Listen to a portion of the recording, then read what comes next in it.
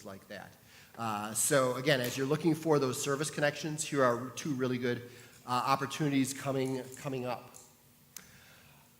Second thing, I have low self-confidence, all right? And so I need to feel good that you guys were actually listening the last 2 weeks. Otherwise, I just go home sad. I'm curious, tell me something, anything that you've learned the last 2 weeks. Even if you weren't here, because I'm sure you watched all the videos. Something, anything the last 2 weeks. There are different types of clouds. How about in church? How about something at confirmation? You're not wrong, okay? You've got Sirius, you've got the cumulonimbus, you've got, there's a lot of different types of clouds, but we didn't learn that here. So how about something we learned here? Yes. Bam. 66 books in the Bible. Very good, very good. Which one has more? Do you remember, Old Testament or New Testament? You're right. Old Testament has 33 compared to 20.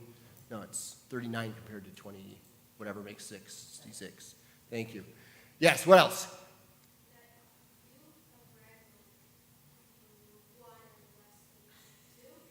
I have read 2 books in the Bible. Yes, I've read the book of Job in high school. My English class, I read the book of Job. And then, oh, sure it does. I read it all. And then 3 John. It's like a page and a half. If you're going to read a book in the Bible, the 3rd book of John in the New Testament, it's a breeze. Yes? Is? Amen. You're right. Okay, so we had some people listen. Anything else? Yes? Yes, there's more than one offer. Does anyone remember roughly how many? 40. Yes. I feel so good. All right, my self-confidence is back. We were listening. This is really good. All right. So last week there was a question, and somebody asked Pastor Kelly, how can we tell when Jesus is telling a parable? How do you know when it's a parable and not just another story? What do you think? Well, that's a really good start, isn't it? Yes. And you're right. You're not wrong. You're absolutely right. So if it says Jesus told them a parable, that's a really strong indication that it's a parable, okay? There are some parables where it doesn't say that. So that's a good first start. What are some other ways that we might know it's a parable? Yeah.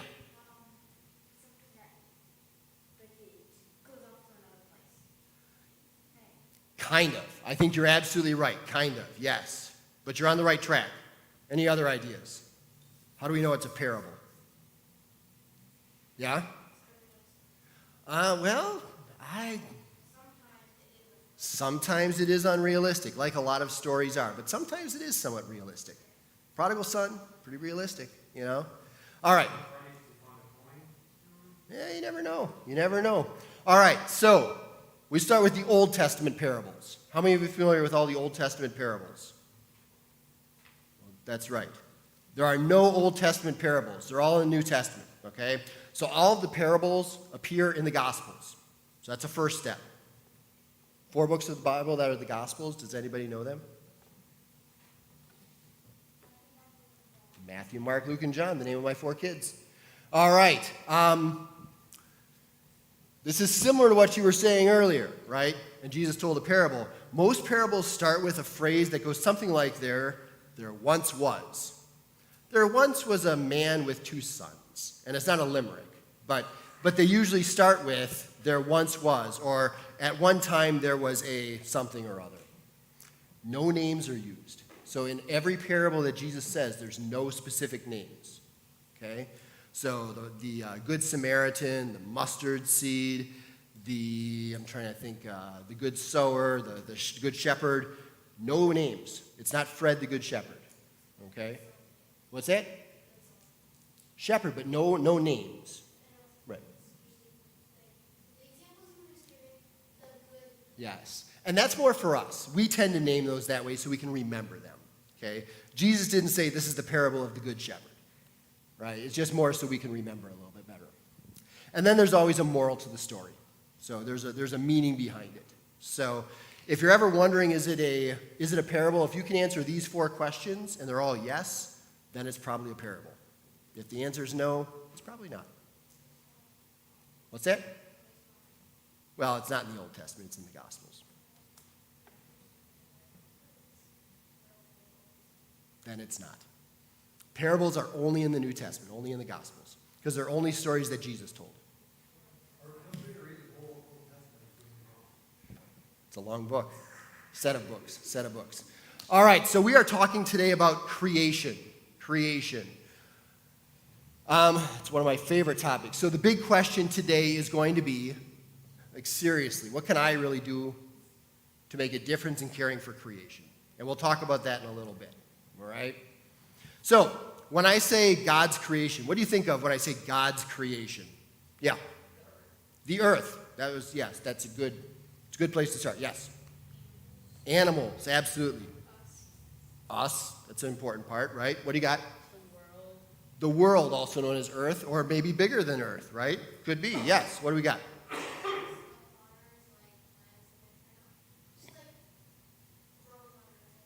Stuff.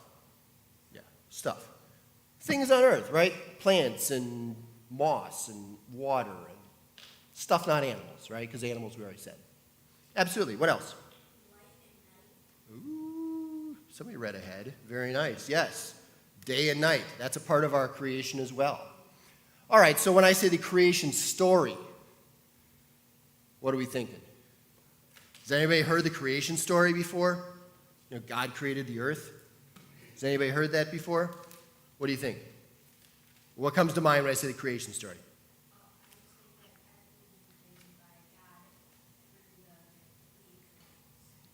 7 days. Okay, very good. Very good. Is everybody familiar with the 7-day creation story? Okay. What if I told you that's not the creation story in the Bible? But it's true. It's true. Okay? I will show you tonight, I'm going to show you a creation story in the Bible that does not consist of 7 days. So that's what's called a tease in the business, right? When you get up here and start speaking, you want to pull people along, you throw a tease out there. So there's a creation story that's not 7 days. Stick with me and you'll find out. Anything else about the creation story that you think of besides 7 days? Yeah? Who? Forbidden fruit. So that's a little bit after the creation story, but it contains Adam and Eve, right? Who are part of the 7-day creation story. They're also not in the other creation story. So, all right, so we're going to start with some key words, okay? These are the 4 words that we're learning today. And so similar to last week, I like what Pastor Kelly did. We are going to go through, and we're going to go, I want you with your small groups, I want you to talk about the word creation. Decide what kind of definition you have. What's your definition of the word creation? Okay, take like literally 1 minute. Nolan, dive in with these people. No, not part of this group.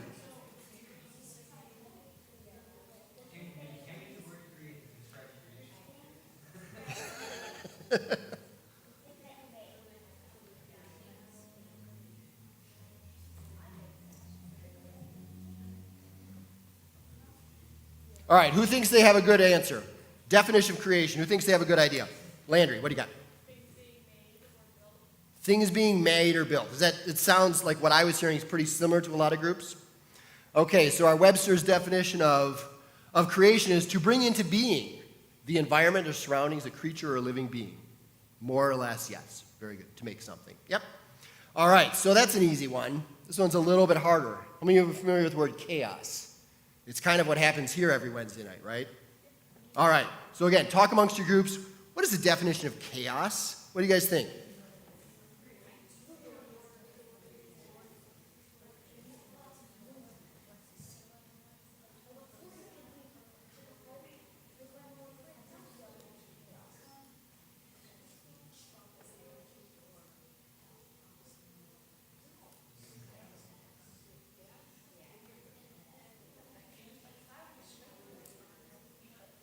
All right, that one is a little bit harder. Anybody want to take a guess at what their definition of chaos is? What do you think?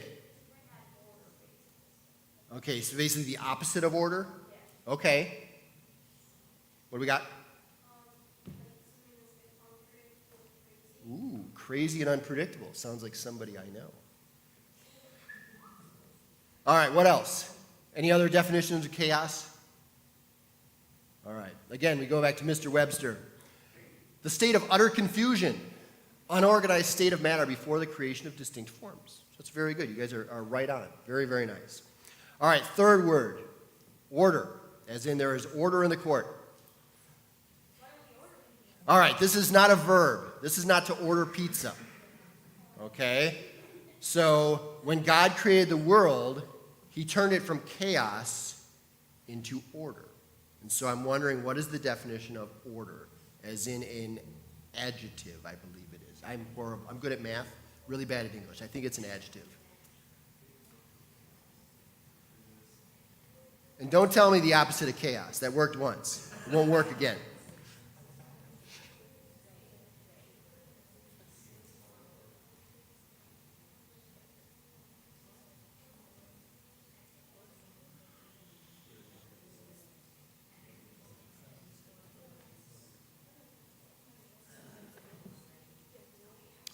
All right. Anybody have a definition of order that's not the opposite of chaos? Yeah. Ooh, okay. Organized. Very nice. Yes. A double negative on a definition that uses the word itself is like an art form. That's really good. Yes. Technically, you're absolutely correct. Yes. What else? Any other ideas on the definition of order? Yes.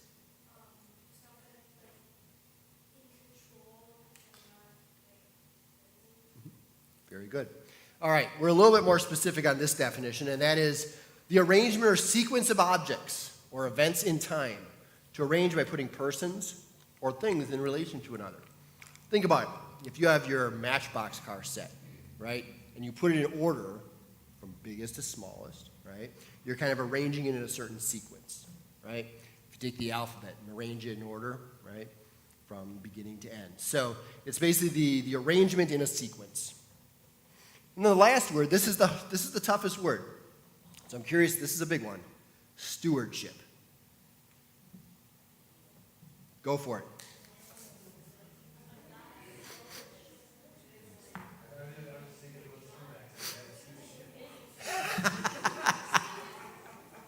That's funny.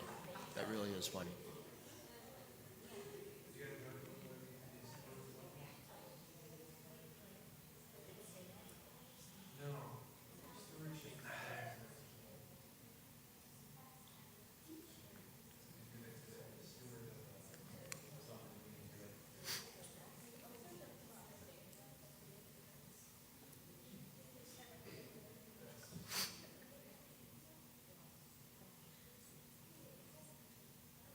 All right. Any ideas what stewardship is?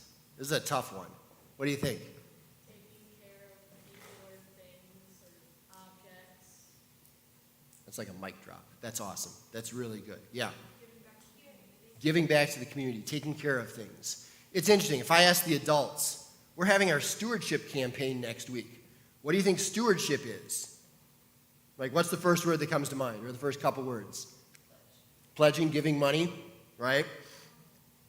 And so if you ask an adult what stewardship is, it's probably going to be a different answer. These two answers are perfect. They're absolutely perfect.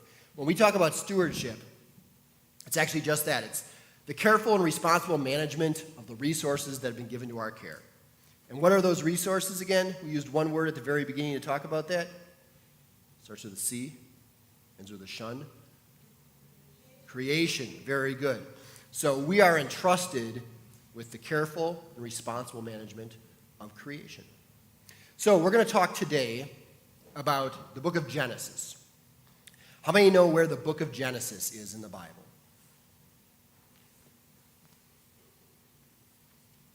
Okay. If I were to say Genesis is the Xth book in the Bible, you know, like 62nd, or what number would you say? First. Thank you. Okay, that's right. Genesis is the first book in the Bible, okay? And so we're talking about creation, so Genesis makes sense. So we're going to be talking about the first two chapters of Genesis. And the idea here is we're going to be talking about how God created us to reflect God's image as we actively participate in creation today. We'll talk more about that in a little bit. So we are at the section where we're going to open the Bible. And I'm looking for 2 volunteers to help me with the first part of Genesis. 2 volunteers. All right, we've got 1, we've got 2. Can you come up here, please?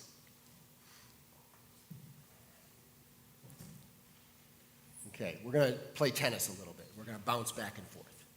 Okay? So, you're going to, no, well, not quite like that, tennis. All right, so I want you to open your Bibles, and everybody else, please, as well. Genesis chapter 1, verse 1. Does anybody need a Bible? I have one extra here. No, it's okay. I've got one extra here. I have one last extra here.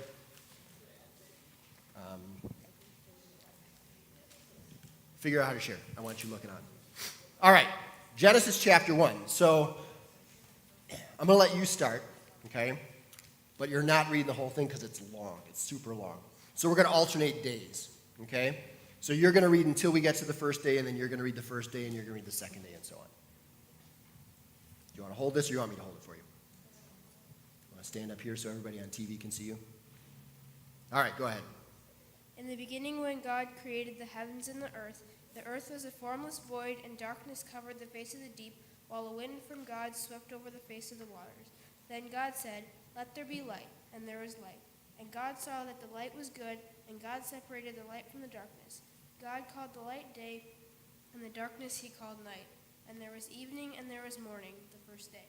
Perfect. We talked about lightness and darkness earlier. Very nice. We've hit that in the first day. All right, day number 2. And God said, "Let there be a dome in the midst of the waters, and let it separate the waters from the waters." So God made the dome and separated the waters that were under the dome from the waters that were above the dome. And it was so. God called the dome the sky, and there was evening and there was morning, the second day. We've made the sky. This is good. All right, on to day 3. We've had a busy 2 days so far. And God said, "Let there be." And God said, "Let the waters under the sky be gathered together into one place, and let the dry land appear." And it was so.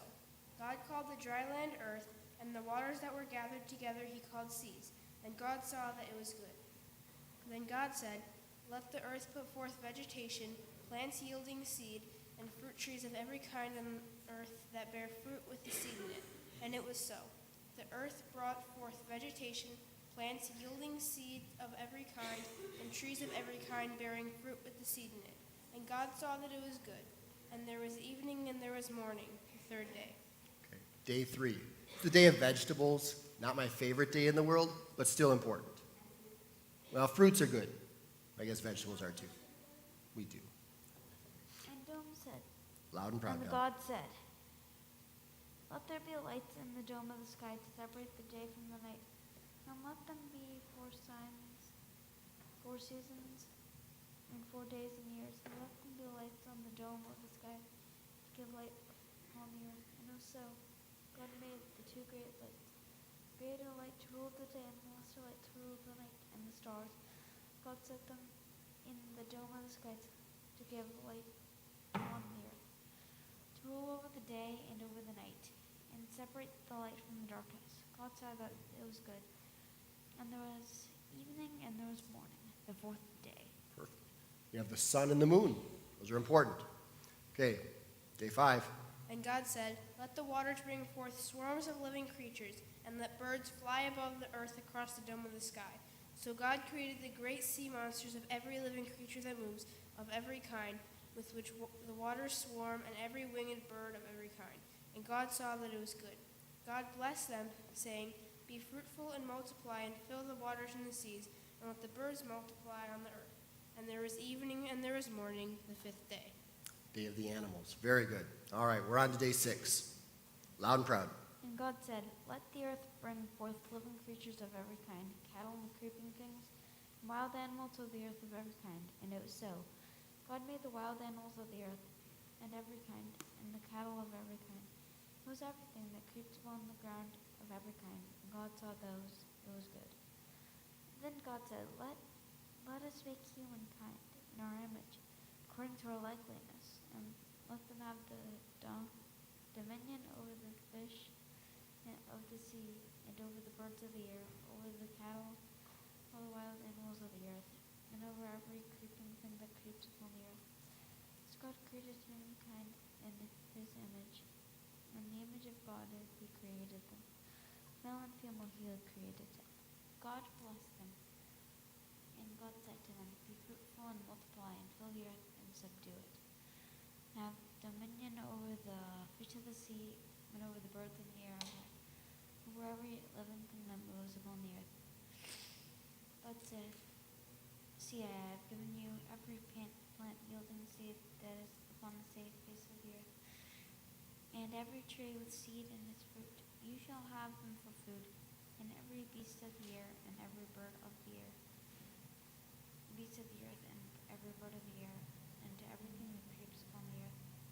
Everything has the breath of life, and have given every green plant for food, and it was so.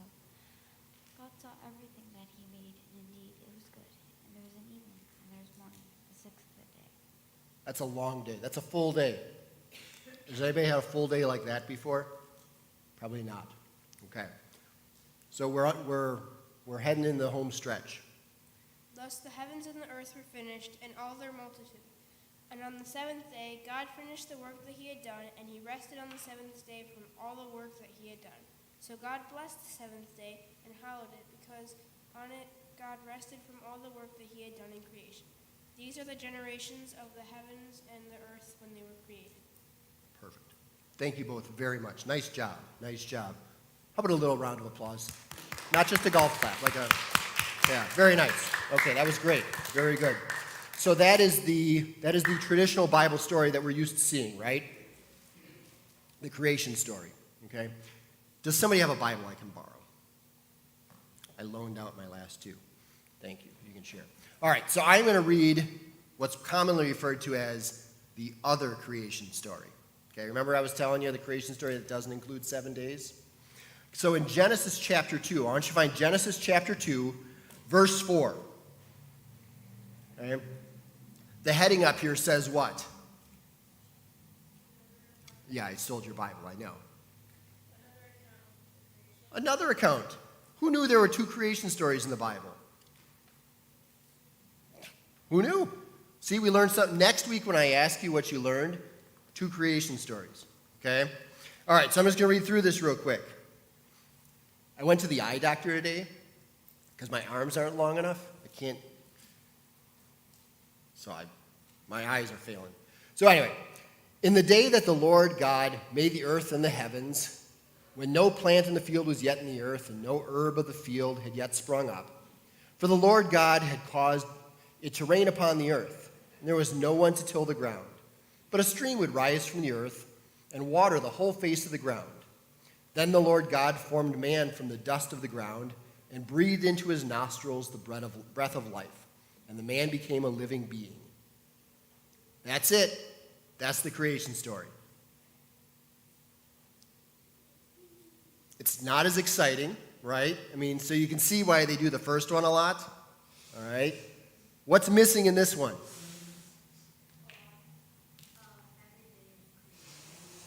The 7 days, right? Yeah, absolutely. What else? What else is missing?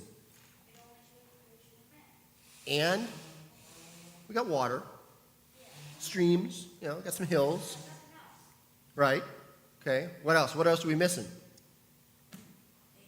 Day and night. You really like day and night, don't you? I do too. I do too.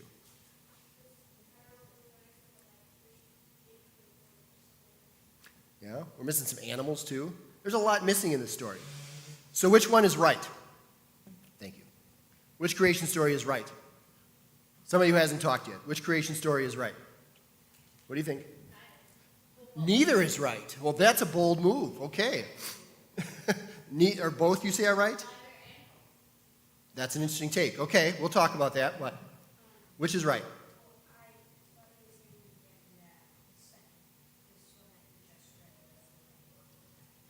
I didn't say that they were right or wrong. I said they were. There was a story in the Bible that did not have 7 days. What do you think? They're both right? Okay. Raise your hand if you think they're both right.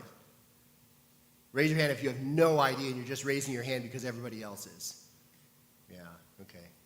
So this gets tricky. We're going to talk about this in a little bit.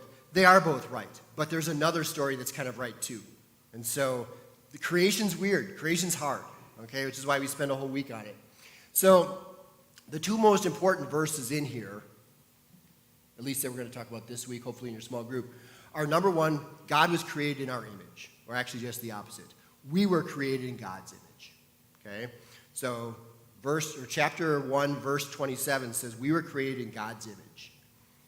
And chapter 1, verse 31 says, and God saw that it was good. And that's really important, right? God created all this stuff for us, and he thought it was really, really good. And the reason that's important is because as we look at caretakers of creation, we're taking care of all the things that God created that he thought was really, really good, or that she thought was really good. We aren't gender specific with God. All right, so why in the world would we have two creation stories? Any idea? Do you know what that is, by the way? What is it? No. No.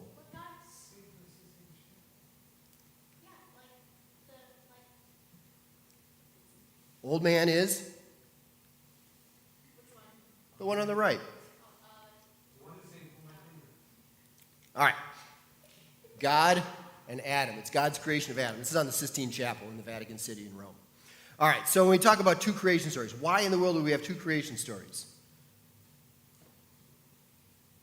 Yes? You're actually absolutely correct, okay?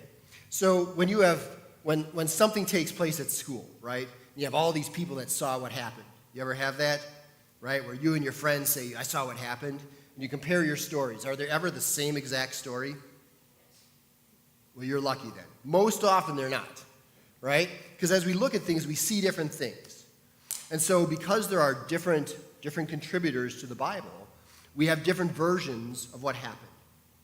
Generally speaking, Genesis is a series of stories, okay, that are handed down, okay?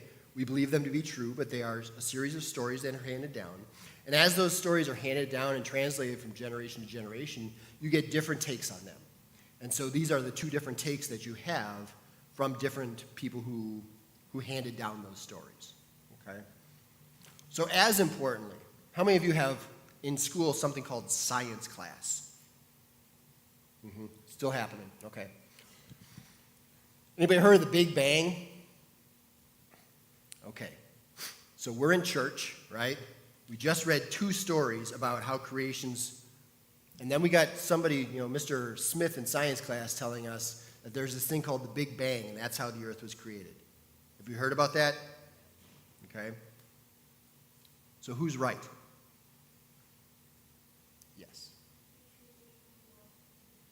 Okay. There's a line of thinking that we can just choose which one we want, and it's not necessarily wrong. Yeah. Okay, in what way?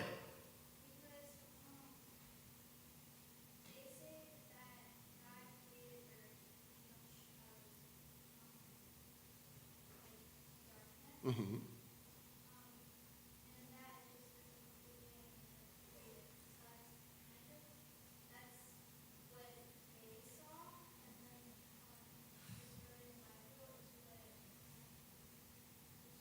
Okay.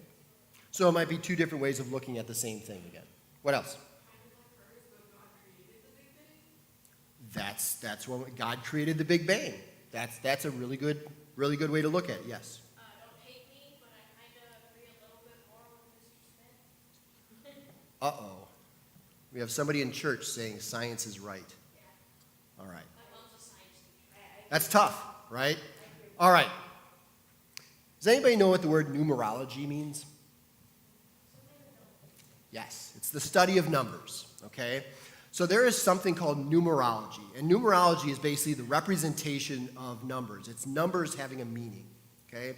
And in the Bible, when the Bible is written, there's all sorts of numerology in the Bible. And what that means, so we look at, let's say, a number like 12. How many different, what in the Bible can you think of that there's 12 of? 12 disciples. That's an easy one, right? What else?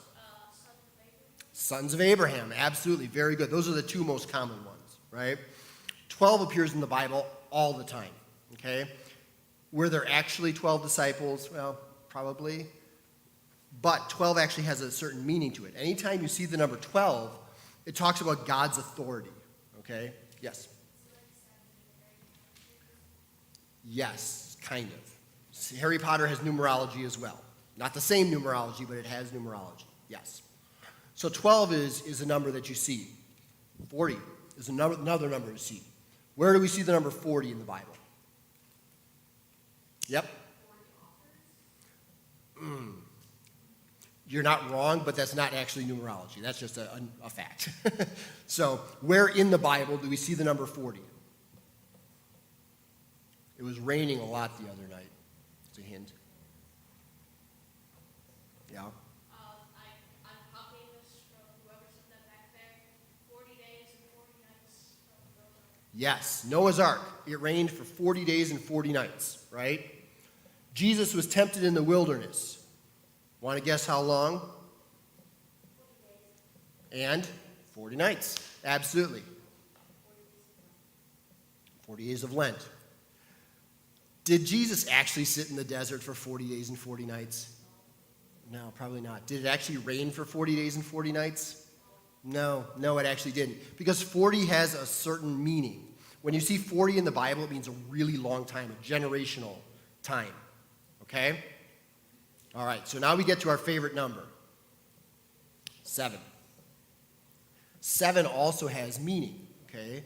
So anytime you see the number 7 in the Bible, and most often the primary place you see it is within the creation story, when you see the number 7, it's used to signify God's perfection or God's completeness.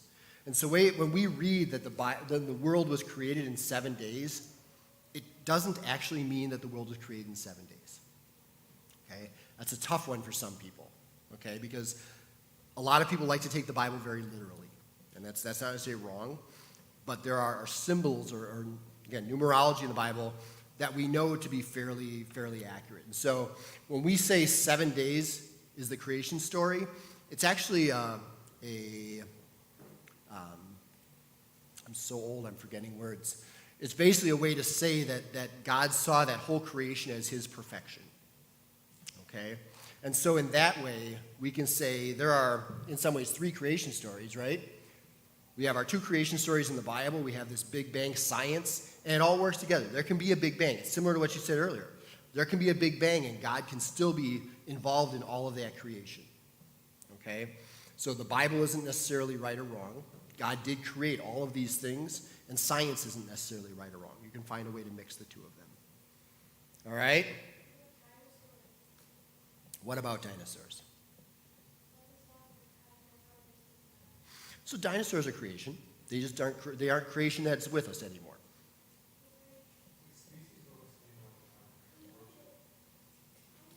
Creation happened a long time ago. Almost far back than we can imagine if you look at the entire galaxy.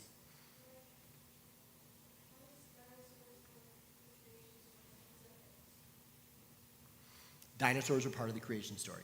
It just so happened, dinosaurs were created a long time ago. We have evidence that they lived, and we have evidence that people lived at the time of dinosaurs. Oh, sure. But there is a long line of evolution that happens between when dinosaurs were around and when we're around now. Like literally thousands and thousands and thousands of years. Yeah. Okay. All right. So we are going to move through really quick because I want to be cognizant of time. So, what can I really do to make a difference? Okay? So,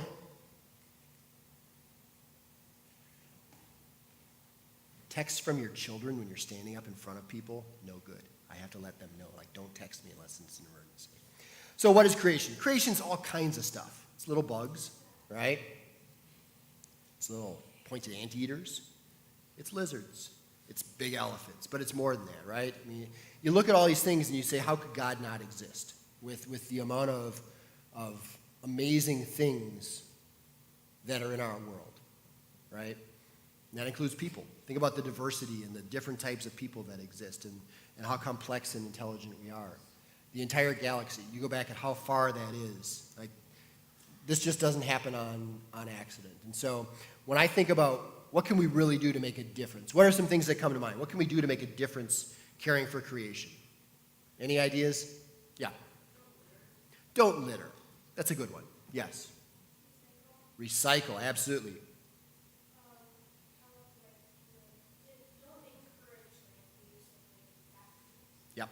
So a lot of times we think of energy, right? We think of how can we use windmills and solar power? How can we recycle? How can we use things like LED light bulbs to save energy, right? And that's certainly a piece of it.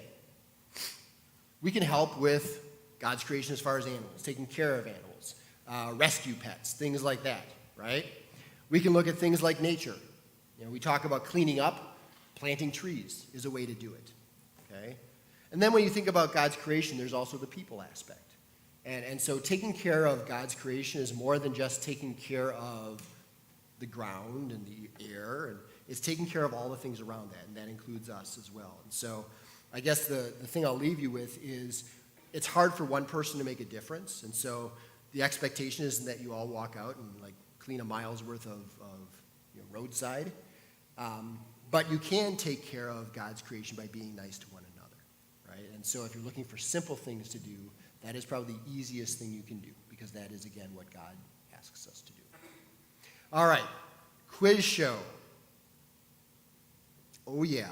You ask, you come. All right. Don't ask. Come on up, fellas. This is a good one. No, you're going to love this one. You guys are going to be great. All right, so the quiz show starts. All right. Question number 1. Yeah, exactly. All right. The creation stories of Genesis tell us, A, who we are and where we came from. B, more than the new food pyramid does. C, that God is the same as creation. Or D, that creation was a one-time event that took 7 days. What do you think? It's tough. What if I gave you a hint? What do you think?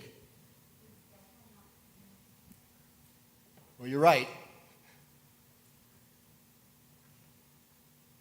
Which one is bolded?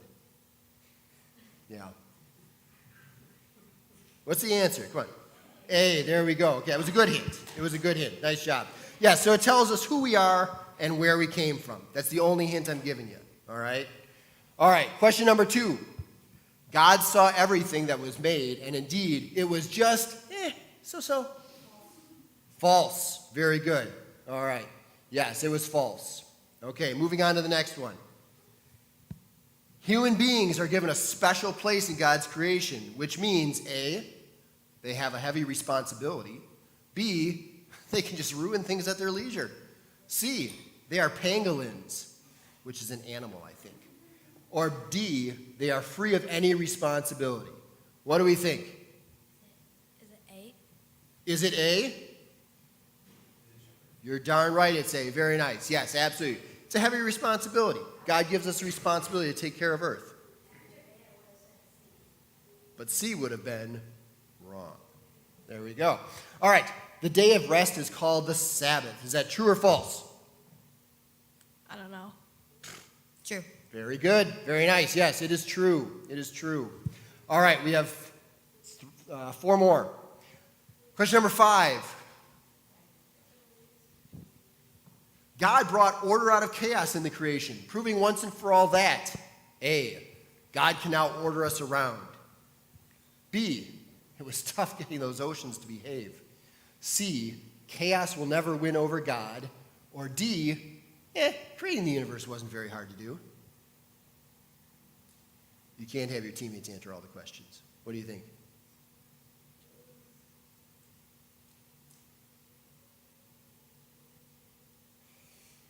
There's only 4. You can guess.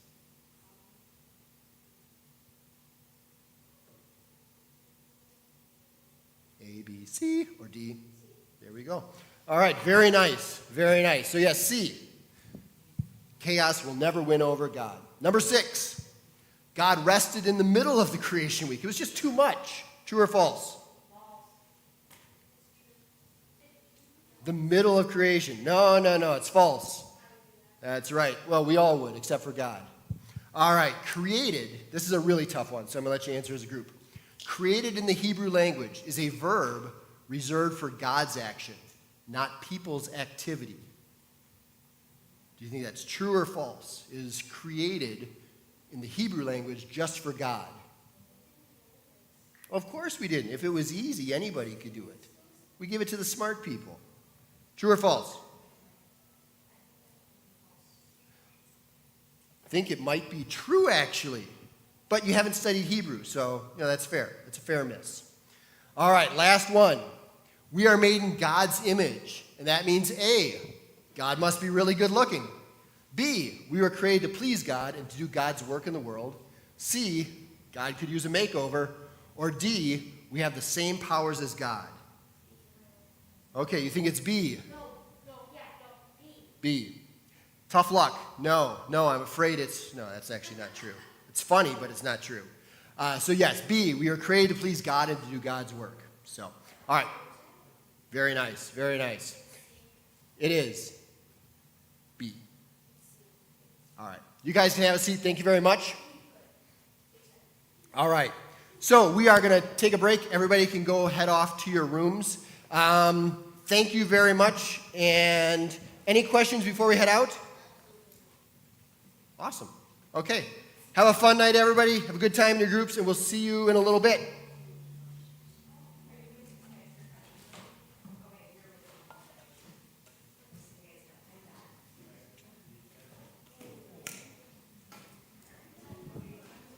Dare I ask? Especially passionate worshipers. Oh yeah, I was in shows these guys. You know.